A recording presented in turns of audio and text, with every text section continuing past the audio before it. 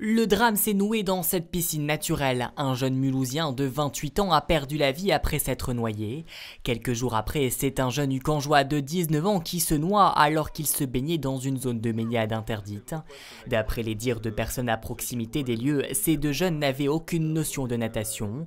Après ces deux noyades en l'espace de moins d'une semaine, la municipalité de Voipy a réagi en mettant en place des rôles de médiateurs et de policiers municipaux pour prévenir des risques. Cette famille, par exemple, va se voir rappeler que la baignade est sans surveillance. Ces mesures de prévention sont assez bien comprises dans l'ensemble, mais leurs applications ne sont pas évidentes. Ils les comprennent bien. Par contre, quand ils sont dans l'action, quand ils sont dans le jeu, ils les oublient quelquefois très vite et c'est pour ça que les médiateurs et la police municipale sommes là pour rappeler ces règles. La présence sur le site de ces médiateurs et des policiers municipaux a été accentuée après ces deux drames. Le maire de la commune rappelle qu'il s'agit d'un bassin naturel qui peut contenir des crevasses à certains endroits.